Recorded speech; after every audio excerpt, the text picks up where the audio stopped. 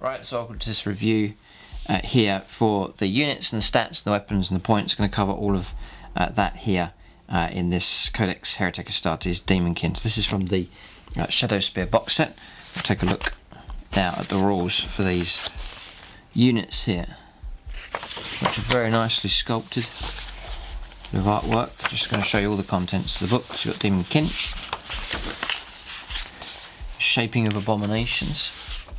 It's great for Chaos to get some decent sculpting here. They're giving you some colour schemes though, this is useful. Night Lords, Alpha Legion, the Iron Warriors, Word Bearers. This is the great news for Chaos Space Marine players. You've got the ability to paint these up whichever of these you want to. So really good. Red Corsairs look pretty cool. The Purge, Flawless Host, the Scourged. Yeah, here they are painted up as Black Legion. They do look particularly nice. No, really nice models. That regular Chaos Space Marine squad looks excellent. Greater Possessed look good. Yeah, okay. So just explain data sheets and so on, just because this set, often people buying the set are going to be new to the rules.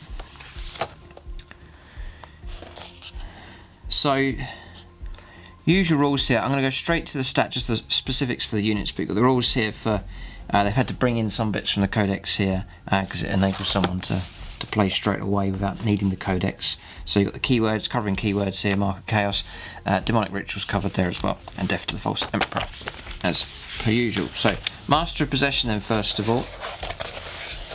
This guy with sort of the goat head staff and the flaming skulls. He is 90 points, then you add the war gear on top. Movements, he's power level 5, movement 6, weapon skill and ballistic skill 3 plus, strength 4, toughness 4, 4 wounds, 3 attacks, leadership 9, 3 up save. The stat line's okay. Master of Possession is a single model armed with a force stave, probably you do have to pay for that. Yeah, 8 points, so you get 98 points. A bolt, pistol, frag and crack grenades. And the stave's going to give you plus 2 strength, AP minus 1 and D3 damage, pretty much as standard there. Yeah, so a regular stave I think it's plus 1, so he's got a plus 2, so pretty good. So then 8 points for that, so 98 points in total. Death to the False Emperor, 5 plus Invuln save for Daemonkin, Rights of Possession, Psychers suffer perils of the warp on any psychic test roll of a double that is made for them, instead of only just a double 1 or a double 6, whilst they're within 12 inches of any enemy models with this ability. So he's there to mess up other psychers. This model can attempt to manifest 2 and deny 1. It knows smite and 2 powers from the Malefic Discipline. So yeah, Malefic I think it's pronounced, Discipline here on page 22. So some access to some psychic powers. Take a look at those when we come to them. So regular Chaos Space Marines, I guess really it's just the resculpt for these.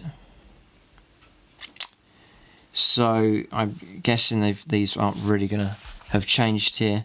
Just a regular stat line for a Space Marine is the same, and the Aspiring Champion, same for regular Space Marine, just an extra attack and extra leadership, up to leadership 8. And then your combinations you can go for arming these. 1 Aspiring Champion, 9 Chaos Space Marines. Right, so that's the fixed size of the unit here.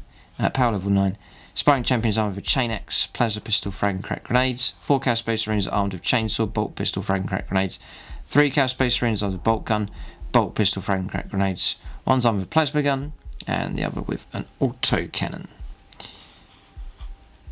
So just the usual rules. Just the chain axe is, I guess, is quite unique for Chaos. Plus 1 strength, AP minus 1, and that's it. Right, the champion has that at least, so he gets at least the 2 attacks instead of 1. So that's about it for them. Yeah, so we'll move on. Just try and cover more of the unique models here. And then Greater Possessed. So there's Possessed, but these are Greater Possessed. So it's an elite's choice. The power level 4. Unit contains 1 Greater Possessed. It can include additional Greater Possessed. So that's, you're restricted just to a unit of 2. And each model attacks with demonic mutations. So greater possess to 70 points each. Quite expensive enough. And demonic mutations is 0. Okay, so it's flat 70 points. 2 of them's 140 points, which is expensive enough. Oh, no, they're pretty good though. Movement 7. Weapon skill is 2+ for these. Really good. Ballistic skill 3+. Strength 5. Toughness 5. 5 wounds. 5 attacks. Leadership 8 and a 3+ save. So it's an excellent, absolutely superb stat line for these. So their demonic mutation, strength for the users, fighting at strength 5, AP -2 and D3 damage. So yeah, pretty good. They do come with Death to the False Emperor. Champions of the Host, the first time this unit is set up, all models in this unit must be set up at the same time. They do not need to be set up in unit coherency. From that point onwards, each greater possessed is treated as a separate unit.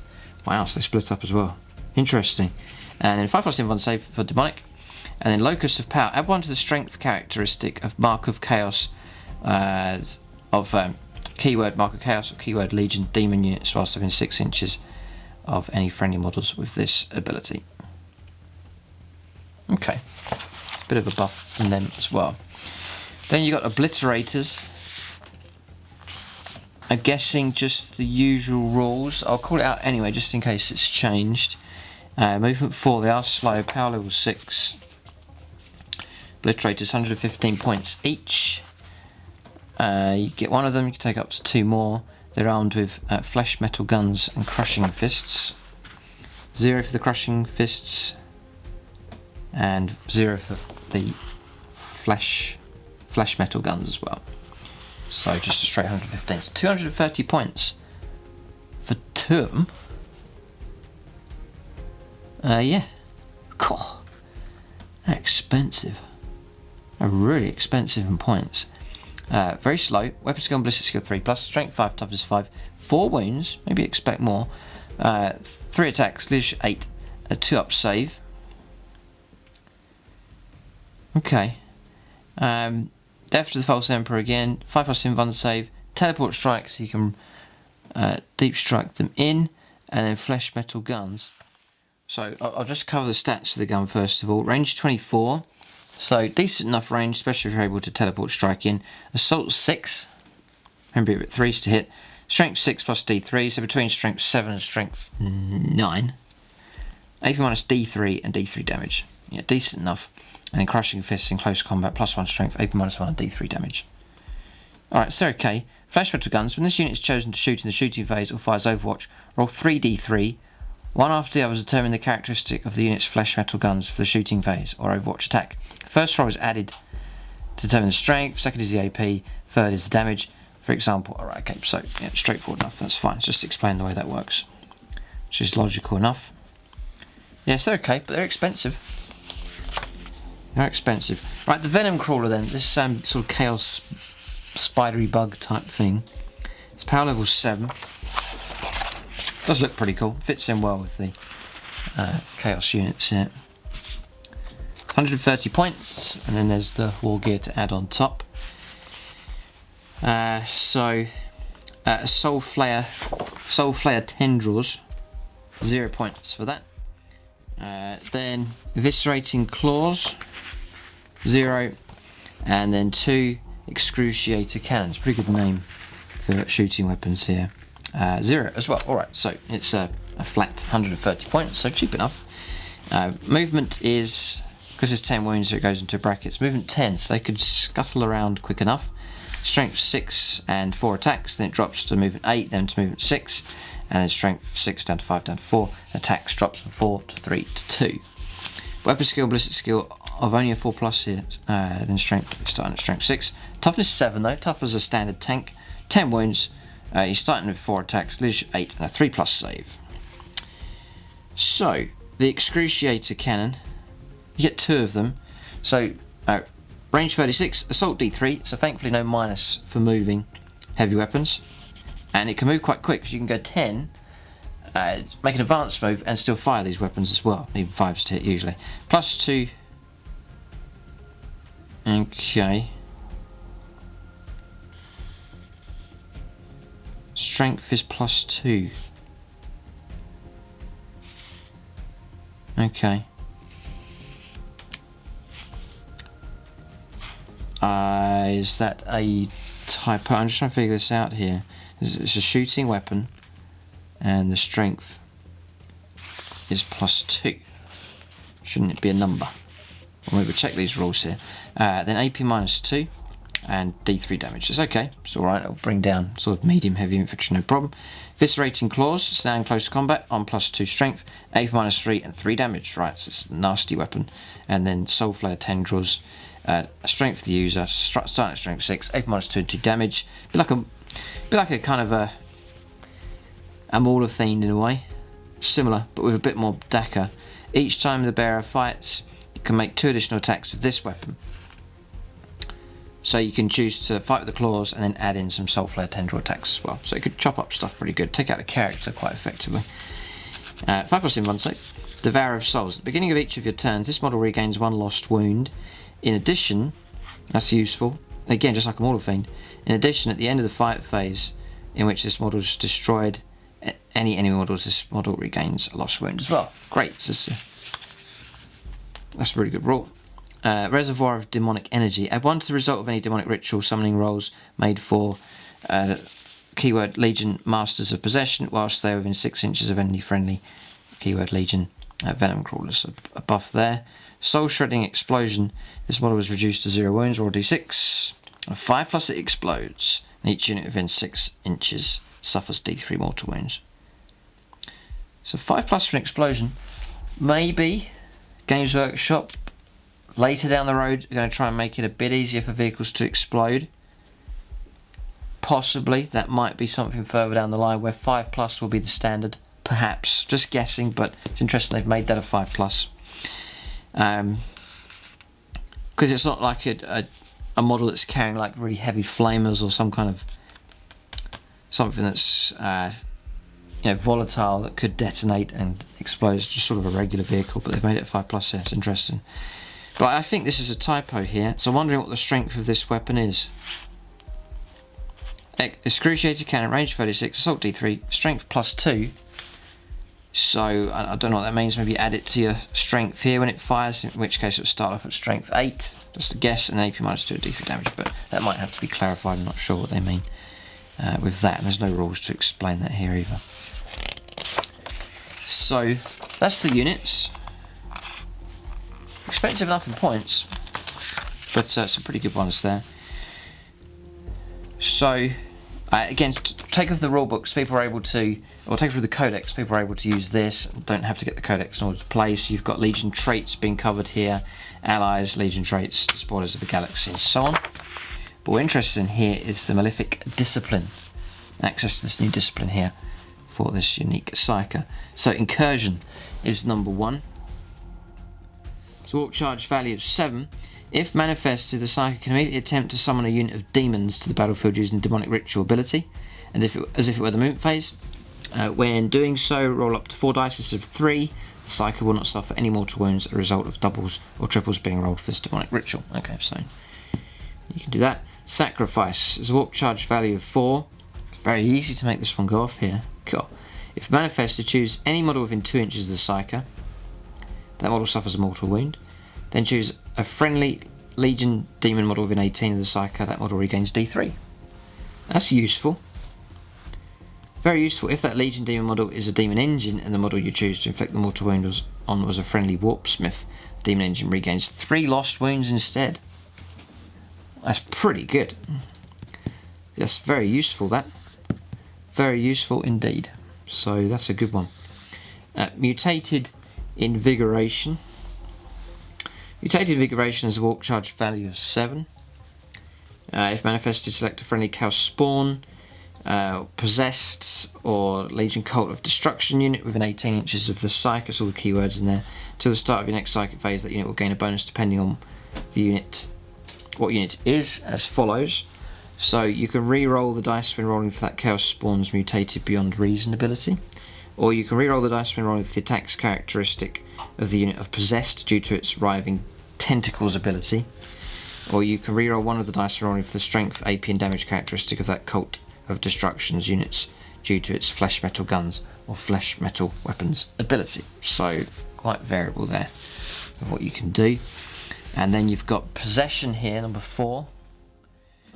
It's a warp charge value of 5, again, quite easy to make this go off. If manifested, then until the start of your next psychic phase, the armor penetration characteristic of the psychic melee weapons is improved by 2, e.g. AP-1 becomes AP-3.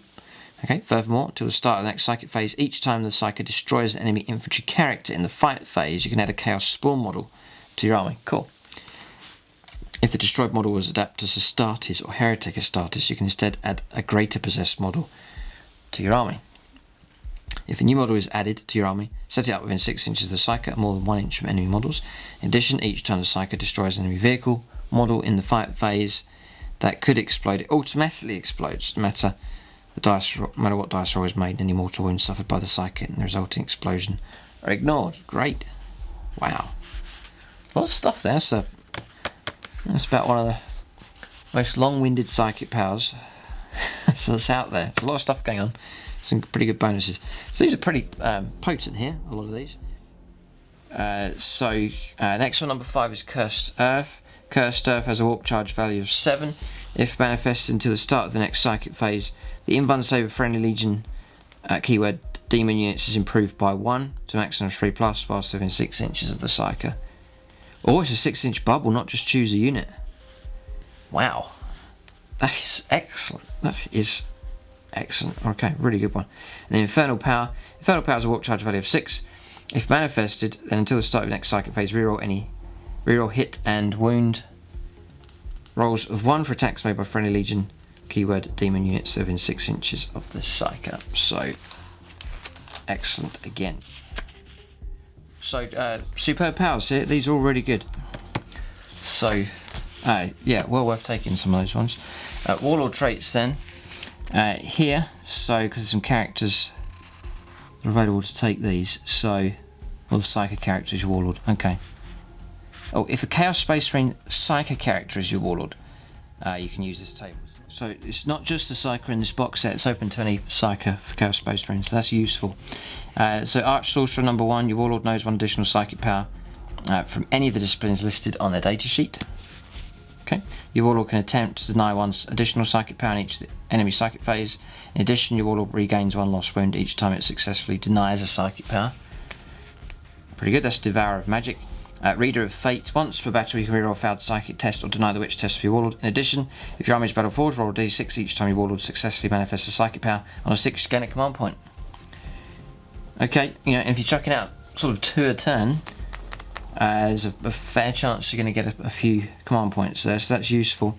Infernal Gaze. If your Warlord successfully manifests a Smite psychic power, the closest visible enemy unit within 24 suffers mortal wounds instead of 18 inches. Okay, so just an increased range. Warp Lord. You can reroll rolls of 1 when taking a psychic test for your Warlord. That'll help a little bit with perils as well. And then Demon Bound Power. Add 1 to your Warlord's strength characteristic. In addition, you can reroll damage rolls made for attacks of your Warlord's force weapon. For purposes of this Warlord trait, a force weapon is any weapon whose name includes the word force, excluding artifacts of chaos. That's it, and just weapon add and unit costs in points just there. So that gives you an idea of the units inside here. Some sort of standard Chaos Space Marine units, but a couple of unique ones here, and pretty good, but impressive psychic powers in here. So I think Chaos players will be happy to make use of those, and some decent enough Warlord traits available as well. But that's the review here for Codex Heretic Astartes Daemonkin, just to give you an idea of the units that are available inside this Shadowspear box set. Thanks for watching, and tune in next time.